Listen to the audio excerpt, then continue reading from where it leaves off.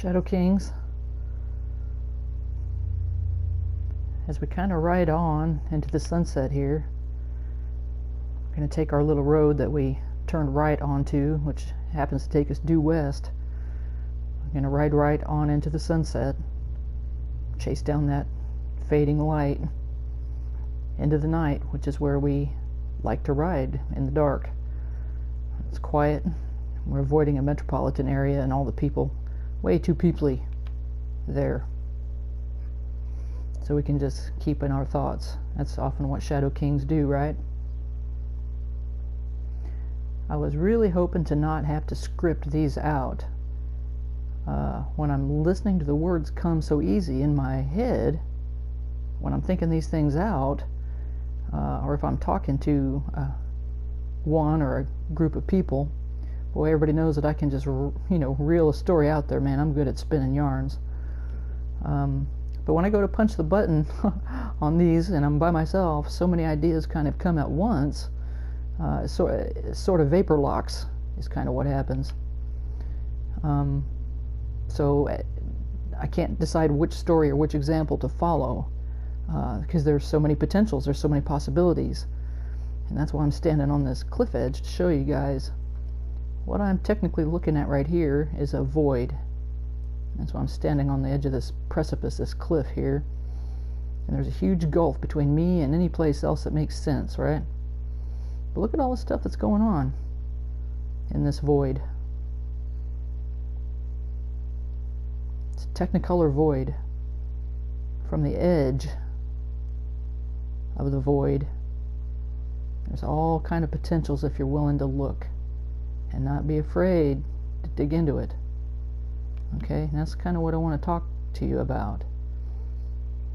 Since this is a place we often end up. So, bear with me. I'm learning how to do this thing. Because to be quite frank, like I said, I didn't really want to script these because I'm trying to allow for a voice that I've recently found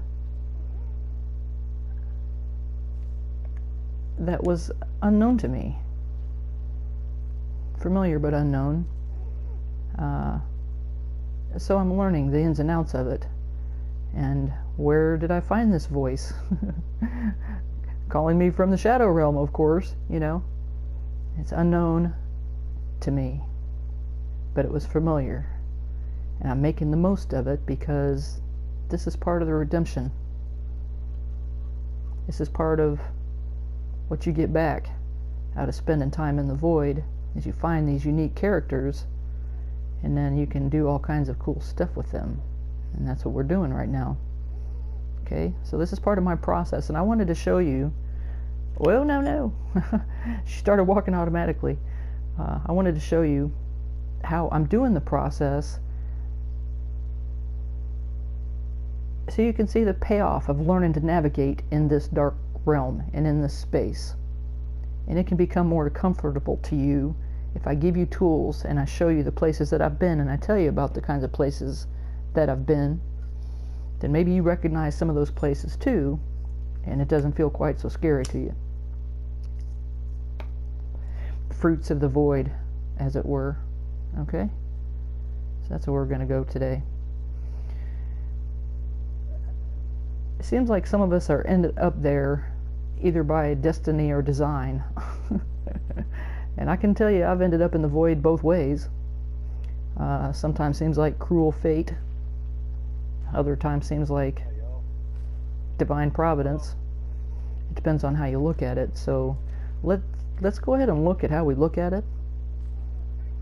You can look at it like you're imprisoned in the crypt of the unconsciousness and unresponsive. Or is it the Hall of the Mountain King? And there's a great city, a Technicolor void that's full of life. Just like this void that I'm looking out across this here, the sea, the ocean, the river over here. Got a Technicolor experience. When you get out of it, that's if you get out of it. There's a phenomenon that the Germans have been brilliant enough to, like they do, put a special case word on. They understand these kinds of kind of esoteric experiences that we have, and they've created words for them.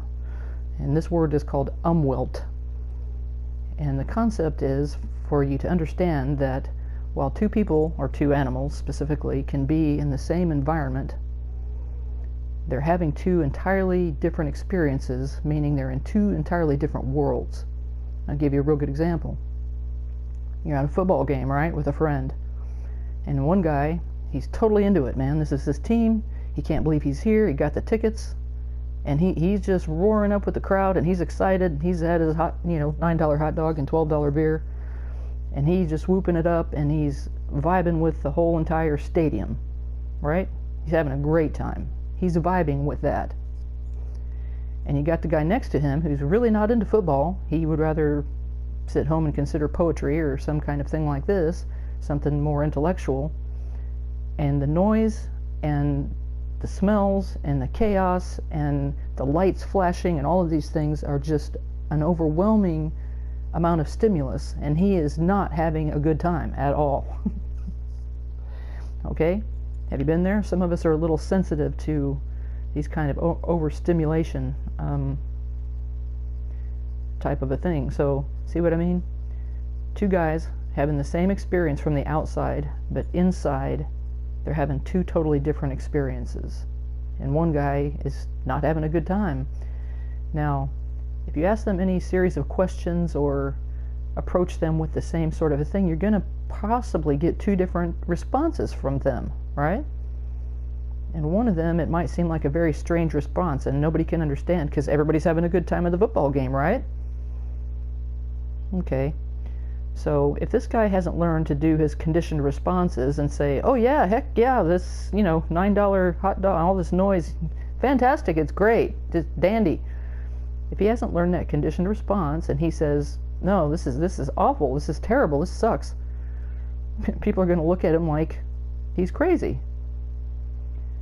That sort of invalidates his experience, so what he's likely to learn how to do is not express his authentic self, which is not having a good time, and he's likely to comply with the group that's outside.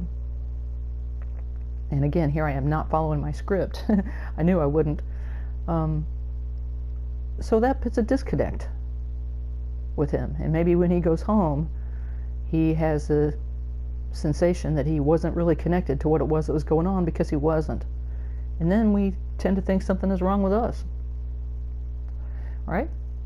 Because we're not appreciating or acknowledging that true self that would have just rather stayed home and read poetry or a book and been quiet and doesn't like all the jostling and the noise and the lights and the stimulus. At least not right now, maybe later. Or maybe he likes to be outside in the middle of a storm and all of that kind of more natural input, and to him that's fascinating. And anybody else would be petrified in a storm. And they're running for the basement, right? Umwelt. So as we kind of skirt the edges of the void, this is where things get kind of, see how things are kind of foggy and fuzzy. Can't always tell. It's hard to navigate in the void, so how do we do that? Especially when we're skirting on the edges of the world, and that feels like a void. And we feel like we're on the outside looking in, and we can see, we know all the things are there, but look at this. They don't make any sense to us. Hey, what am I looking at here? And it can feel just that way. We're walking in the dark of the world while we're in the bright of it. And we don't feel like we can understand how that it is we're supposed to connect to it. And what I'm going to tell you is, there's times that we all go through that. And that's okay. The ones that I'm trying to help don't seem to be able to correlate that or sync that or get out of that. And that's when it kind of becomes a problem, when it becomes chronically feeling disconnected. So I'm going to tell you how that it is to live there for a little bit. And I've done it. Okay? That's why I certified to tell you how to do it. Okay? So as we skirt the edges of that world, And we often feel like we're outside and we're looking in, or we're walking in the dark of it. It's not making sense because we don't understand what the game of football is about. We don't understand what's going on the field, right? Okay? Everyone else seems to be enjoying their salads and lattes and football games, and we feel alienated. And when I say by destiny, what I'll say is I ended up there one of the ways. I went to 9 different schools in my academic career. Okay, and if you know that that consists of 12 years of schooling, generally, not including college, then you'll understand that that's moving around a lot. So I was always, it's not that I didn't try to not, or didn't feel like I didn't fit in. I didn't fit in. I was the new kid every time I turned around. So I don't know what I'm looking at here. Is that the cool kids over there? Is this the guy that I'm supposed to be paying attention to now? Who is the authority?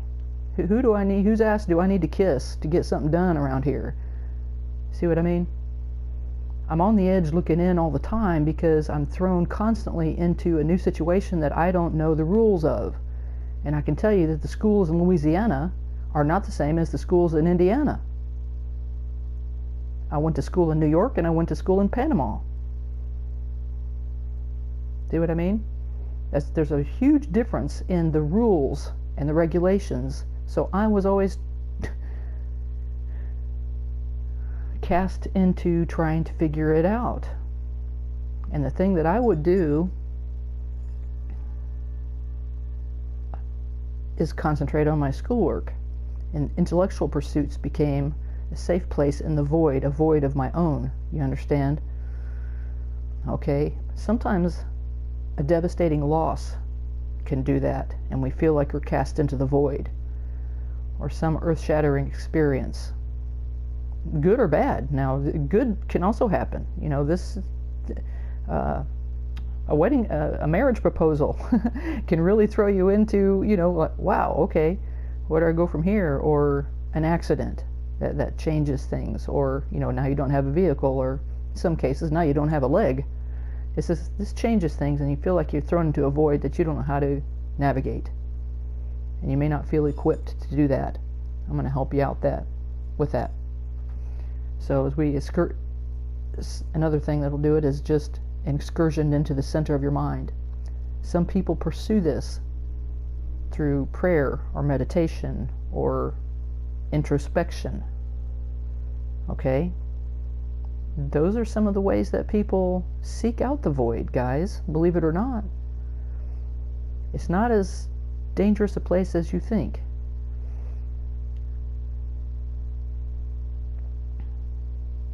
Trust me when I say it doesn't have to be your own personal blue hell. It can be your own personal blue sky. And one thing that I've learned is there's no blue without the black. That's physics. You can look into that. Okay?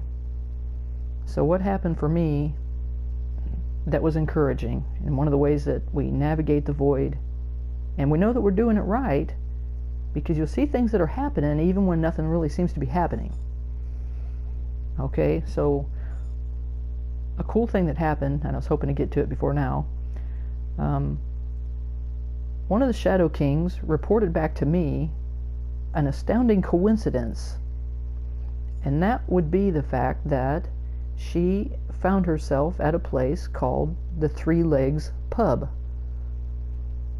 She had some shadow work to do and was chewing over some options, I suppose, that she has, asking herself the questions, because that's what we do.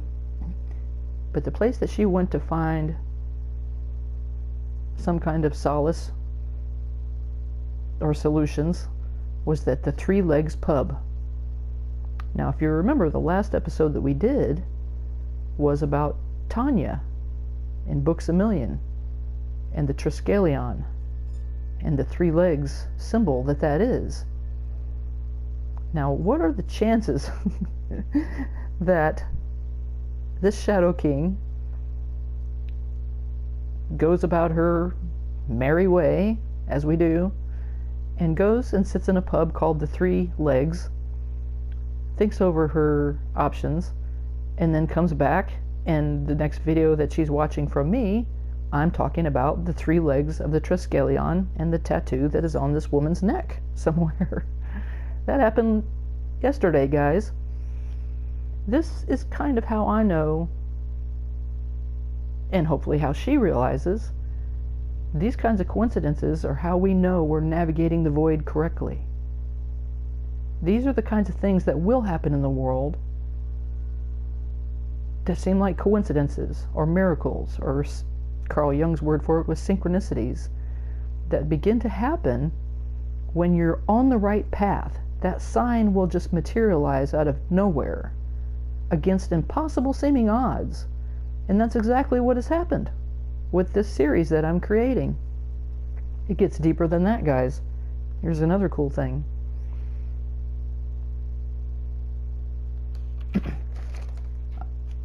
Let's see. I'm looking at my script, but I'm also trying to find my place because I skipped ahead. I'm just going to go back. This is one of the ways the world is strange. Dark starts talking to us, helps us know how to navigate the void.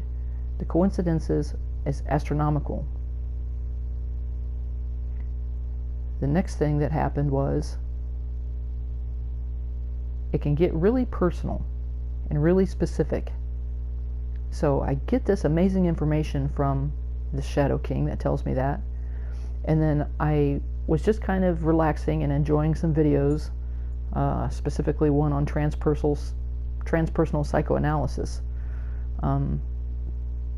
by a fella called Jordan Thornton. And if you're not familiar with his work, I highly recommend, if you're navigating the void, to go watch some of his videos. And he's got some tools to help you with that as well, more than I do. I'm just telling stories. So I'm finishing watching the rest of this Jordan Thornton video, and I'm already kind of scrolling through. It's right at the end of it, and I'm already scrolling through the next series of videos that, to see what else I might want to watch next. And so I'm not really paying attention to him anymore, but I hear him say, "Let's go meet the Shadow King and the Tyrant." I was like, what? Because Shadow King is what we're doing. And for me, for him to say that at that time was unexpected, because it didn't have anything to do with the video. He was talking about the next video that he had produced, and he's looking at Jungian archetypes. So he said Shadow King and Tyrant, which caught my attention because, as I told you in a previous episode, this entire series is called Shadow King because of a lyric or a riff that I wrote, and it has to do with a tyrant. So, as a Jungian archetype, for him to have said those things at the time is kind of another synchronicity that was just too wild to ignore. And that's when it starts feeling like you're vibing on all cylinders, man. That's when the world has started talking back to you, and you know you've made progress and you're going the right direction. That's another sign. And I was still considering these things when this morning, the first couple of videos that I pull up, and the guy his name is Attract Passion, and he paints paintings as he's kind of giving affirmations and suggesting advice and some personal inner work and things like that. And he is showing a picture that he has painted previously, and I saw it before and it had meaning for me then, but he used the same footage again, and he's painting a dove with a key in its claws. That's the first thing that happened this morning. Now, the dove has personal meaning to me, as does the key. So for that video to just randomly have come up, it seems random, right? But it isn't. And that's what I'm telling you.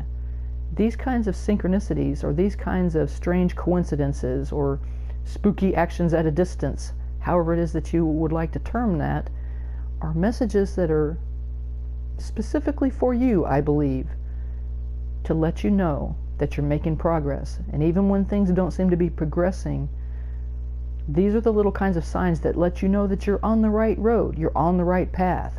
They're little signposts for encouragement for you. Okay?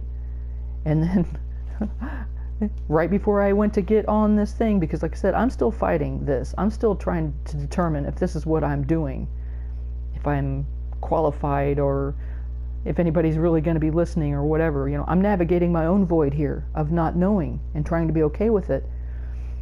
And she did a specific post, and she referenced the number 808 on that, which again has specific and purpose, meaningful depth of meaning for me, because what it represents to me, I don't know why she put that number there or what it means to her. The point is what it means to me, and what it means to me is that's the code term for a baseline riff in if you're sound mixing, okay, if you're making music, the 808 is the bass line. That's the thing that holds everything together, the depth. And that's part of the reason it has special meaning to me. It's that rich undertone that will catch your attention before almost anything else. It's the thing that you will notice if it is not there, and you'll see it come back in. Some of the most amazing songs that are out there will drop that bass out and back in because of the dissociation that it feels when it's not there. And what I'm telling you is, if you haven't made peace with that deep bass line, you are going to feel dissociated in the world. If you have not made peace with that root and depth and void in these dark shadow realms, you're going to feel dissociated and disconnected from the world. And we cope in the ways with that we can, but if we can figure out a way to be connected to it, it all just harmonizes together a lot better. And I want to help give you the tools to do that. So part of how we need to navigate here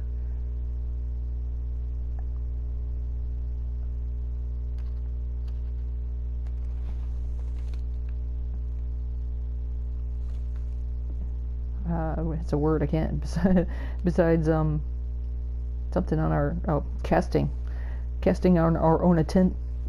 our attention out, casting our intention out, or our volition.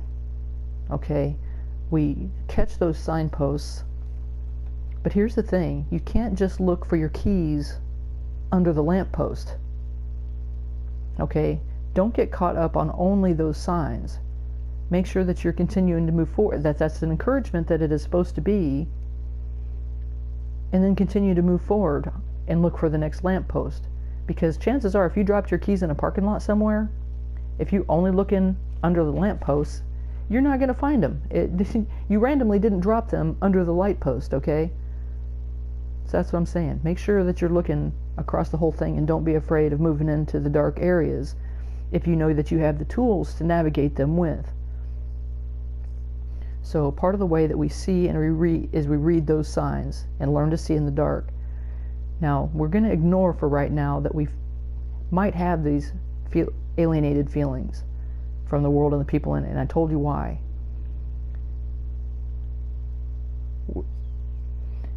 Your subconscious and the infinite and the void, or dare I say divine property, is speaking directly to you. So you're not going to worry about what the people are saying to you. You're going to pay attention to what your environment is saying to you, okay? Now, how do I know? Again, I went to 9 schools, and I had to learn to interpret from other kinds of indicators or clues how to kind of get along in my little worlds that I was continually cast into a different new world with different new rules. And so you become hyper-vigilant, and you notice things that maybe other kids wouldn't notice. And this speaks nothing to the home life that I experienced either, which we're not going to go into this early in the series. But the key is that you develop some pretty bizarre coping skills for free when you're learning how to navigate the void. Okay? So that may be the case with you as well. And what I'm telling you is, just because you develop these kind of bizarre coping skills yourself for free doesn't make them any less valuable. Okay? Take that as it comes and understand. And that's not a thing that I would ever take away from you. I understand that people do what they can to cope with the everyday world that they have to contend with. Generally, most of us are forced to contend with some kind of real world situations, whether we understand them or not. Okay? And I'm trying to help you get you through that, and also understand that you have an inner dimension that is connected to that you also may feel cut off from, or that you may go into to find a safe place, which is some of the things that I did. But some of the tools and the coping skills that we pick up and learn as survival tools are more valuable than others. Okay? Some are more productive than others. Escapism is a thing that we sometimes do. Distractions, and even outright sometimes addictions, ironically, to put ourselves in a different kind of void, right? to kind of take a break from the world that we're not understanding. Okay? But this void seems to us more self-directed. This is something that you chose, right? It feels better, and you feel more in control of it, and you feel like you're avoiding the pain of the unknown by having it be an act of your volition. And that's a good start. I can tell you, I know, and I've done it, and that's a good place to start. And I would never take these away from you. Okay? Because you may learn something from it. Like I did. The pleasure of escape into intellectual pursuits, for me, was very beneficial. And it worked out, because I learned a lot. And I did really, really well in school, right up until I didn't, right at the very end. My third high school, I did not do as well at. That's a long story. So even though it looks like some acceptable, normal behavior, sure, it's great if you can find a productive one like I did. But that's what's also an easy trick. That's the catch-22. Okay? Sure, because unless it's practically compulsive, like it was for me, and that's the place that I would learn to go and hide, was in books. And in my artwork sometimes, although that wasn't even as acceptable because it just seemed like it was frivolous, and got called out on doing artwork at times when I shouldn't have been as well. But that is another story. So book learning and cerebral stimulation were safe, and since childhood, that's what I've always have done, and found myself in those places. That's where I chose to go when things got shady outside. Okay? Now some people do it in other ways. This made me a good student, and it all worked out. Brain porn is good. It's a good thing in moderation, like anything else. Some people do it with a screen, with video games, or zoning out and watching television, and they just space out, or they do it with actual chemicals like drugs or alcohol or things like this. Okay? These are one of the ways that we make a manageable void in the space. Well, what's really calling to us is that void space for us to breathe in, right? So what I'm saying is, this one that we're cast into is really so different. Not if we give you the tools that are going to work in it. Because here's the thing. Now, I was going to mention, one of my other favorites is excoriating the inner flesh. I would beat myself up. That's one of the things that I did as an escape, because of the kinds of experiences that I had in my personal life. It just made more sense. It was a thing that I was in control of. So that brings to mind idealizations and fantasy. These are all in the way of coping with an outer world that seems void of any kind of meaning or acceptance to us directly, or any kind of value that connects to you. So you got to do what you got to do to get by. We have to be in the world, even if we don't feel like we're of the world. But there's some benefit to that too, I'm going to tell you. As we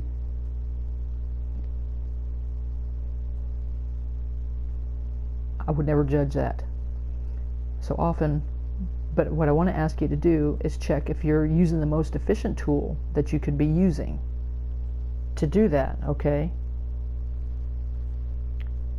The intellectual pursuits that I did had an added benefit in that once I started to read about some of the metaphysical things, I went straight from quantum physics into metaphysics, which is a natural progression, and then to kind of into some of the more spiritual stuff that I continue to find along the way. So you would have books like The Dancing Wu-Li Masters, which is a quantum physics book, but obviously by the name of it, has a psycho-spiritual dimension to it. And that is kind of how I was led into the world, and religions and all those kinds of things that I had avoided like the plague, where metaphysical sciences kind of made more sense, and how that energies affected the bodies. And I understood energy because I studied quantum dynamics, and I understand how those things work. So the linking the sciences together with those kind of grounded those more spiritual types of understandings, which I was trying to avoid like the plague. That just seemed too far out for me. I wasn't going for that at the time. I've learned different now, or I wouldn't be here talking to you about psycho-spiritual things, which is exactly what we're doing, esoteric things, which is exactly what we're doing. So, and I'm new at it. I'm trying to figure it out. Okay, so what I'm saying is, look at the tools that you're using when you find yourself in your own void. And maybe it's not the best option for you, okay? Look at if it's still relevant for you. Here's a good example. I live in Texas now, and I do construction work, and we have something in Texas that's called a Texas toothpick, which is a 4-foot long, about 2.5-inch diameter iron bar, just a real big pike for jabbing rock. And if you're going to dig a hole in Texas, it's a thing that you need. A spade is not going to cut it. You have to have a Texas toothpick. Okay? So you can jam this, 4-foot, it weighs what? 18 pounds? Something? I don't know. So, you can jam this down in a hole and break rocks with it. That's great. And sometimes that's the only thing that will work. It also makes a nice lever. Okay, that's always good. Okay, what I'm telling you is that the most efficient tool, and because that's what we used for a long time until I got a jackhammer. So guess what? Now, if it's appropriate, I use a jackhammer to do that with. And here's the thing too. If I'm digging a long hole, something called a trench here in Texas, it's going to take me a really long time to do it with a jackhammer. And it's going to take me a really, really, really long time to do it with a Texas toothpick. Okay? So what I'm saying is now, what do I have available to me? There's something called a rock saw. I may have to invest in that a little bit. So what I'm telling you is, educate yourself. Add to your fire. See what kind of new skills that you can be adding. Invest in yourself. Try some new tools. That may be something that you read in a book. That may be something that you've talked out to a friend, okay? That may be something that I say that helps offer you a new perspective on a thing. Just a new way to look at it.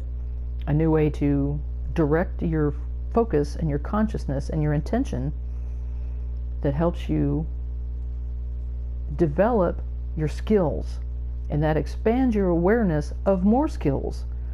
Okay, I didn't realize that I could rent a rock saw until we were coming to the short end of, hey, we're going to have to do this thing. There's no way we're going to do this with a jackhammer. So you look into it, you just go. That gives you a directive right there. That gives you something to point your nose into the wind and go that direction. That's your little hint. That's your sign, see? And then you're going to find that resource, and you're going to have that to use next time. You're going to put that in your saddlebag, right? Okay, so don't hold back from educating yourself. Don't hold back from investing in yourself. Now here's the thing, and don't get trapped in just going the old way. If I know I have to dig a trench, I'm not going back to my Texas toothpick.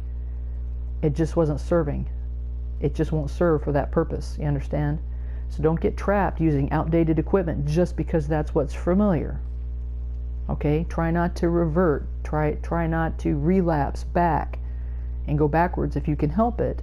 Although, like I've demonstrated, there's going to be times when that makes sense to do. I'll give you that.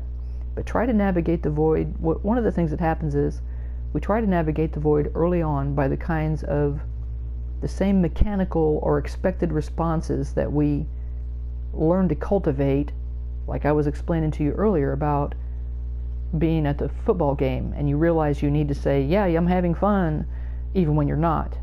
Okay?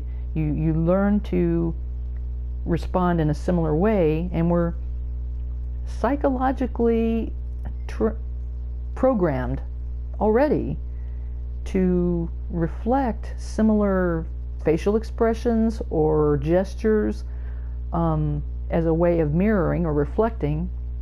That's one of the ways human beings communicate. But now if you're thrown into a completely different subset of participants, now you're changing those things and you need to respond appropriately, right? Okay, so that's what we do. We take those expected responses that we're picking up from the environment so we can feedback those back into the environment so we feel like we're communicating, or they feel like they're communicating with us, okay?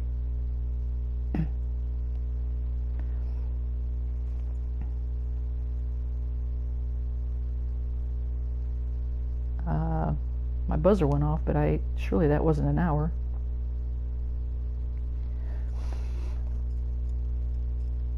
So we learn to have those expected responses to cultivate properly, to respond properly, in the world. We're mimicking what seems right by observing others, and that seems to work. We learn appropriate behaviors, but that they don't feel natural to us because they're not. But that helps us get along in the world.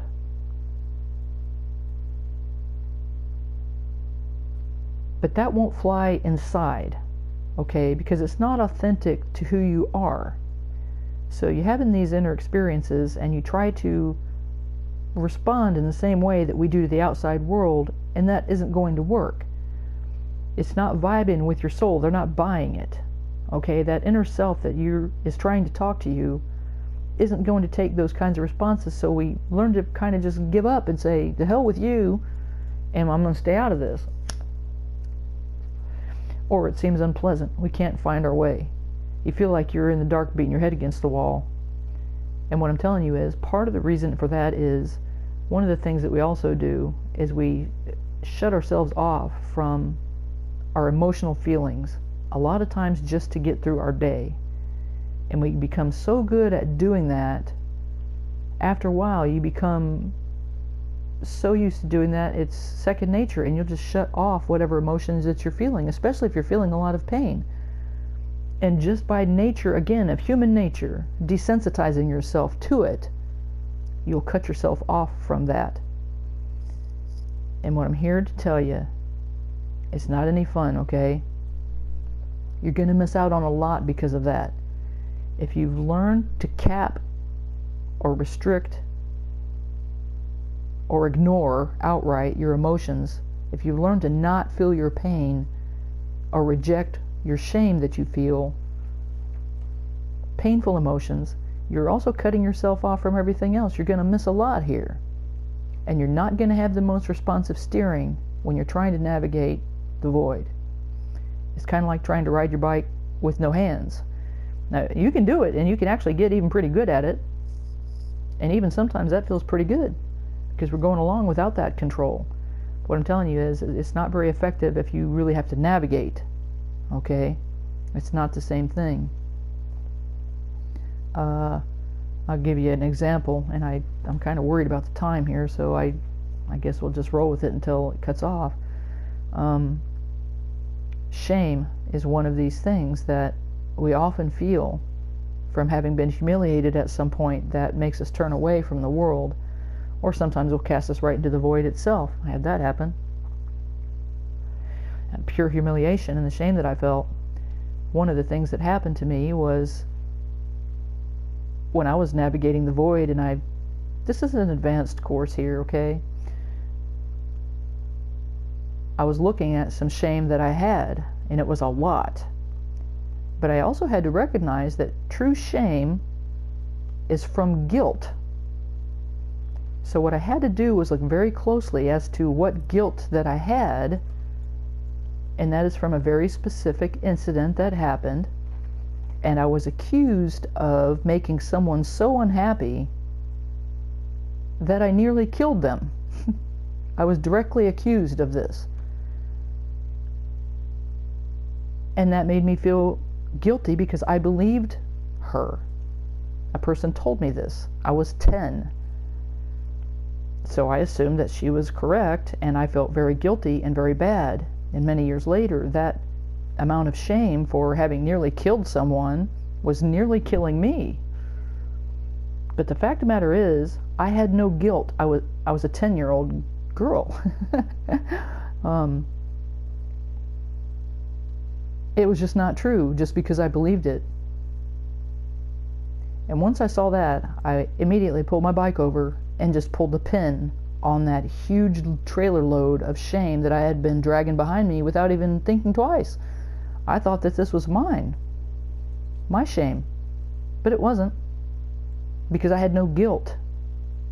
It was just a construct in my mind, because my 10-year-old self believed when someone told me that I was responsible, that means guilty, for making someone so unhappy that I almost killed them. That's a lot of power for a 10-year-old kid, you know? They handed it right to me. That's the level of responsibility, and that there's lots of other things like that. What I'm telling you is, I pulled the pin. I realized that trailer load of shame was not mine, because the guilt that was holding me to it was not true. I was not guilty of that thing. It makes no sense to make a 10-year-old responsible for something like that and another adult's happiness or unhappiness. But that's what was put on me, you understand? So that freed up a lot of space and a lot of power for me, unhitching that whole trailer load full of shame. That wasn't mine, because the guilt wasn't mine. And that's one of the benefits of navigating the void, is discovering things like that that may be holding you back in your life in the real world and making you hide your head like I did for a long time, because that's a crushing amount of shame to live with and guilty feelings when I didn't do anything wrong except exist, which at the time felt pretty miserable to me. So what I'm telling you, when I say Shadow Kings go deep, I know what I'm talking about. Okay? So listen, how are we going to manage this? How did I manage it? Well, you got to start somewhere, and it's just like, and I got through all of that, okay? But it's like eating an elephant. How do you do that? A little bit at a time, one spoonful at a time, okay? You may have a tremendous amount of pain. You may have a tremendous amount of shame or guilt. You may have guilt. The shame may be okay. What I'm saying is, we can come back from even that. We may have animosity. We may have, there's all kinds of things that we have in the shadow side that we don't want to look at, and that's why we stay out of the void. What I'm telling you is, you've got to start processing some of it. Okay? One of the things you can do is start with something easy. Maybe that just causes you an aggravation, a pain, but like a pet peeve. Okay? So we're going to start eating an elephant. We're just going to eat it one eyeball. You can manage that, right? You can eat one elephant eyeball. Surely you can, okay? So get comfy and get to work. Start with some kind of a pet peeve, and don't be wandering aimlessly around in the dark. Use your volition flashlight and take a look at that and say, I'm going to decide deliberately, if this pet peeve, how I feel about that. Is this worth my peace that I'm having, that I could have? Whoa! I don't know why they do that.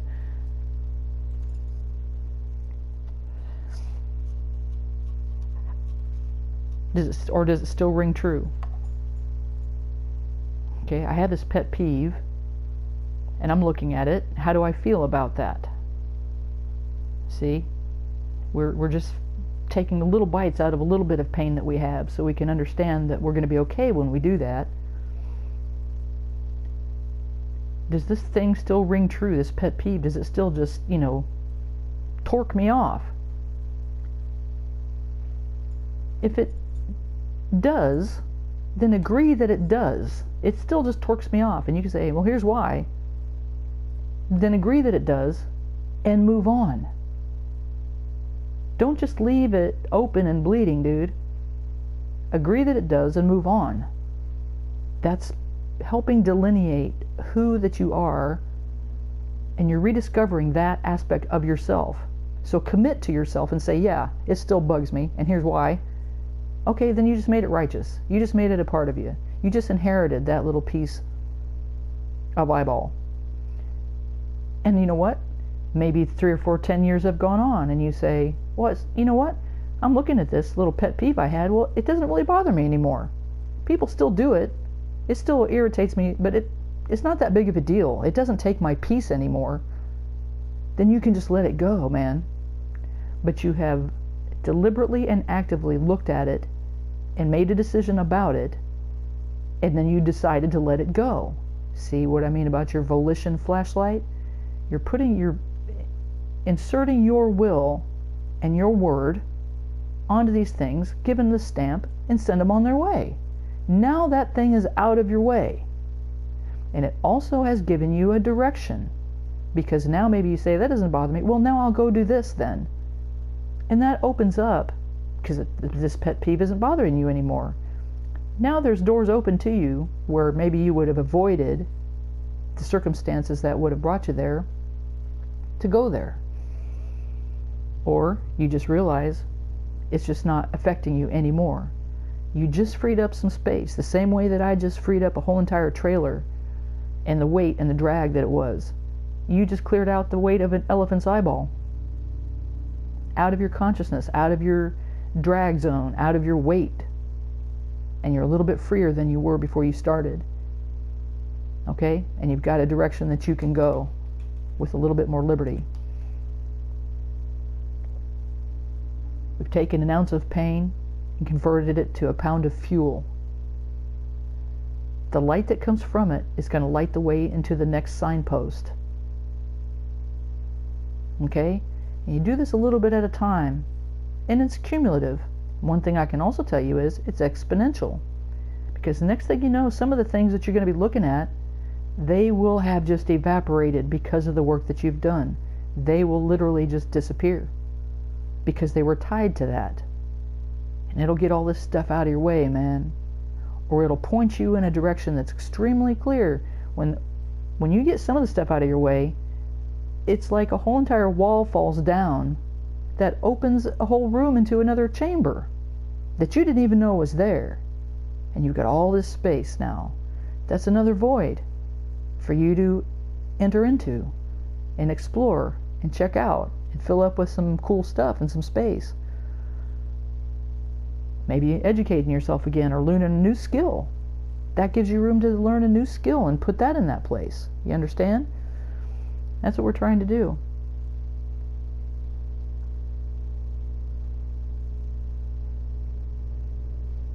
So we take all these things that are our own little personal nightmares and we treat them that way. We deal with them. I've built an entire army out of my personal nightmares. A lot of my own former demons and pet peeves and irritations and aggravations and nearly fatal types of things are all my outriders now. It's my bodyguards and my moles. Okay?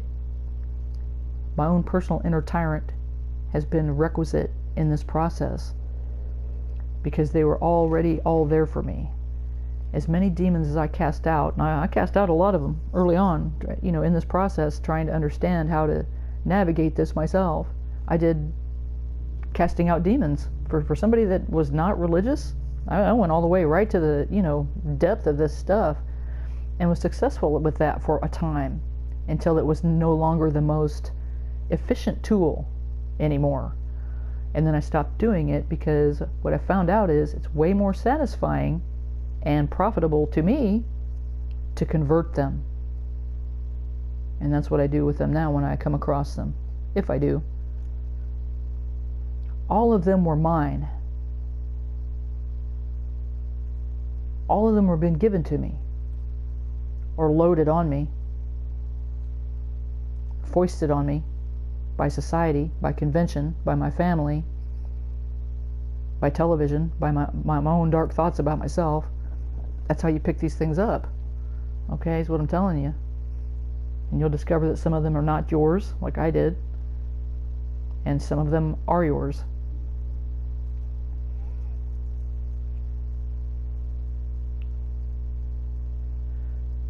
Rest in peace to the ones that I might have lost. Who knows? They'll be back.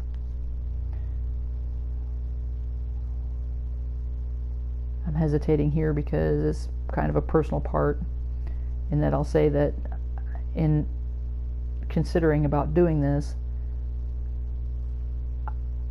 I end up at the grave of one that I buried. And I told you in the last episode that there is one that I buried myself for safekeeping. A me of me that was significant, that I didn't think was significant at the time. And it's likely to me that Lily, who I also have told you about before, was an outer reflection of this inner me. Remember I told you that true mirror, you don't look at yourself, you look for yourself. Well, the outer world reflects all of those kinds of things to us if we understand that. That's what I believe.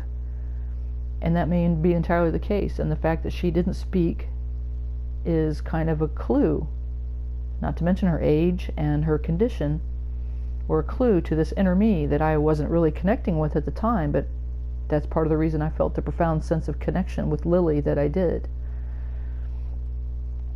So taken a long time making her way back. She's kind of done a lot of growing up. And one of the things that she's learning to do is communication skills. Okay, and this is the voice that I'm speaking from. And it took my inner tyrant to help facilitate that, because she needed protection while she was coming out into the light and still blinded and dazzled by all of these things. And he's been her protector while he's been holding off the world while she found her way back. How do I know this? In the outer world, how do I know that I'm making progress and making these connections and that this is working? A new degree of joy has come into my life. A new degree or level of pleasure and innocence that I have never known before in my life has come back into my... Even when I was a kid, I didn't feel this way. I didn't have the privilege when I was a child to have this level of just sheer joy. And there's a piece to that. There is. That's extremely valuable. That has entered my life. That is how I know. I feel a kind regard for men and a kind regard for the world where once I was so cynical about them. Those kinds of changes in my consciousness and in my perception of the world that I live in, and how I communicate now with the world that I live in, and how I respond rather than reacting to the world that continually comes at me, is how I know. And despite what they do, and despite what has been done to me, I have peace with it. That's how I know. Because of the work that I've done, navigating the void. That's the fruit of the void. And I'm trying to tell you that it's worth it.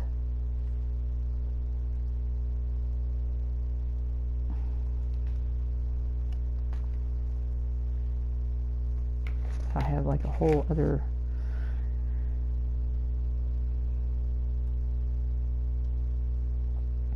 I feel at times that I'm getting on the verge of reckless with it. Okay, is what I'll say. But the liberty that I experience is so joyful. That is part of what is driving the courage for me to be able to make some of these videos, as stuttered and awkward and contrived as they seem right now. I'm hoping that eventually I'll get more in the swing of it, because again, this is a voice that I'm not accustomed to using. So yeah, at times, now that I've found it, when I'm on my own and it's just me and this voice together, I do feel reckless with it. To me, what it feels like is, I didn't realize that I wasn't breathing before, and now I am. That it's made that much of a difference in my life over the last couple of months, is when this has happened. Okay, that's the difference for me. I felt like I wasn't breathing before, and now I am. That's how different it is. So if I get a little bit reckless with it, I guess I forgive myself, because I'm human. And it wouldn't be the first time I was as reckless with stuff like this. Okay, I'll tell you another thing. Here's a advanced course. A death wish is also reckless, but it can be very, very productive if you use it productively, constructively. Ask me how I know. That's another whole story that I'll tell you at some point. So anyway, because of that recklessness, I know right where I am also. I recognize where I am if I'm being reckless like that, and feel that liberty and that freedom and that joyousness and just leaping. Okay, I've been here before, and it feels reckless because there's no regard for the consequences at this point. See, there's very little regard for convention or what we're willing to accept. There's less fear. That's what it is. And so you feel free to tease fate a little bit. And that's what recklessness is. You're kind of daring to be daring, right? And that's what it is. And where you're at is on the cutting edge of your consciousness. You're seeing what you're really made out of at that point. Your nose is in the wind. You're cutting the edge of the world that you're building, and you're expanding it as you go. That's the key, okay? Because you're going into little bits of uncharted territory. That's why it feels reckless to you. So when it feels like you can just a little bit throw caution to the wind, which is hard to do at times, it takes a little bit of being brave. Point your bike and your carcass where you want. Now you're really clicking it together, man. Now you're really in perfect timing. You and the world are working together. You're on the cutting edge, but you're getting signs, okay? You're not flying blind, even if you can't see. This happens best when you feel like you got nothing to lose. And what I'm telling you is, you can get into that feeling nothing to lose when you feel at the top of your game and just liberated, like you can't lose, and at the very bottom of your game. Some people have gotten suicidal. This is where I learned some very important lessons in my life. Was on the verge of suicidal feelings, and you feel like you have nothing to lose, and why not? And you have nothing at stake and nothing to look forward to. Conducted diligently and compassionately, that can be very productive too and get you far. I hope you never get there. Take up your volition before you get that lost, is what I'm here to. That's the only thing of all of it, everything that I've said, that I would encourage you. Take up your volition before you get that lost. Check in with your compass, and that's your emotional response about it. How do I feel about this? And then pay attention to how you feel. That's all you're doing, just a little bit at a time. And that's your inner compass, and it'll give you a direction. And then you'll get a sign. Okay? It's kind of like this. Check in inside. What's on your